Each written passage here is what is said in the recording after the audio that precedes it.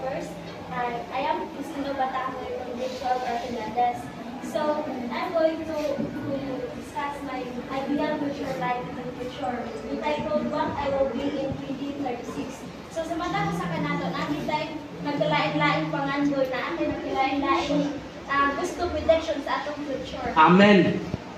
Then, so, ang pagpangandoy, libre siya, hindi sa tanan, whether gulang na ka or bata pa ka or... Para magmaninoon.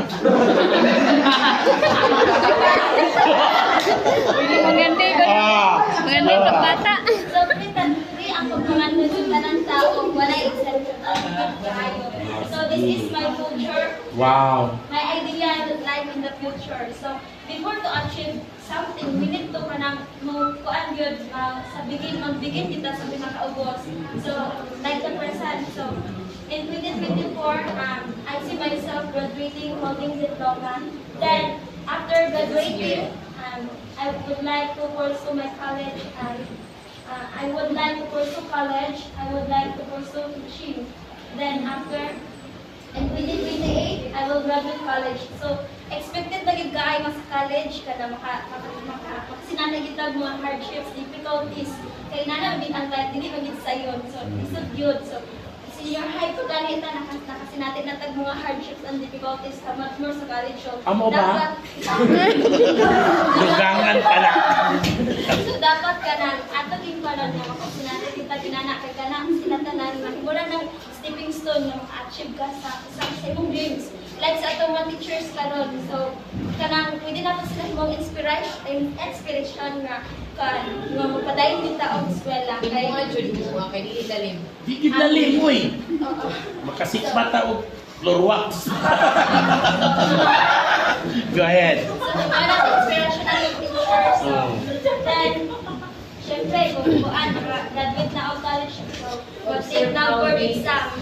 Then in 2030 and 2030, I see myself teaching elementary school because I love teaching children, special children. Wow, tudo ikaw. And when I receive my first salary in teaching, I would like to offer the half of my salary sa church. Uy, very good. Kailak mo tak floor wax. Kaya syempre, koan kaya isip ko salamat sa Ginoo nga siya kanunay nagtawag. And also, the rest of my salary, I would like to kanang i-treat ako mutuan pamilya. Oh, very good again. Meron with family bonding, no? Okay. Nya ba na wapay uyab Japon? Go ahead. No. So siguro sa atong mga kanang pagpangandoy, dili siguro tanan makitabo or maybe makitabo pod. Then kung dili na makitabo, siguro naali mas better na mas makitabo pa sa ato.